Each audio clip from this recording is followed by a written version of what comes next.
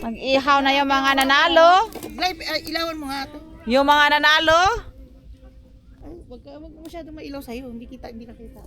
Yung mga nanalo ay mag-ihaw na. Dahil yung mga talo. Si Kulot, pag ano, iniilawan niyang gano'n na. Sige nga, tayo. Sa taas, ilawan. Ang liwanag, oh. Ang mga panalo magluluto. Ang mga talo Ay, ang matulog. liwanag. Ang mga talo matulog na. Ang mga talo, sige lang, tagay lang kayo dyan. Ang usok. Baw. Dito na ako Pwede na to mamumula. Pwede na yung Clyde.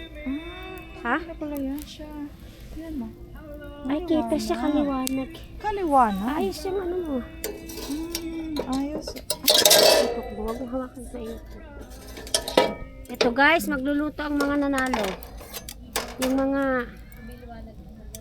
talo, tulog. Parang Kahoy yan, natin. Hawakan mo to. Mataas taglay, masusunog mo naman. Mataas naman siya. Hindi naman siya. Ha? Okay lang? Oh, Sige. ikot mo. Maglagay ka na ba? Mainit na ba to? Oo. Kasi baka didikit. Na. Init na yung kanina. Yan, wala tayong stick. Pero kaya yan. Pero kanina ma-stick dun sa may Wala. plastic eh. Wala. Iniwanan nyo? Yung Wala. Ako naglagay ba? Saan mo nilagay? Tinanggal niyo pa ba yung mga nasa baas? Hindi. O mga samayo. At ano ko nga yung sinasabi ko stick. Pag nakita ko yung tatay.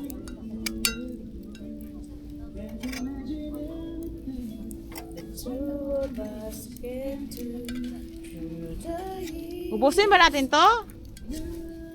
Yung iba, baka bukas na sila kakain.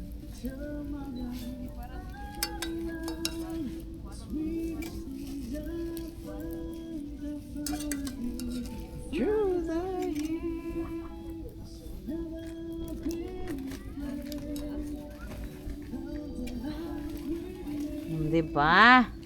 Ganito mag-camping. Alas 12 ng gabi, kumakain. Hindi na tayo magda-diet muna.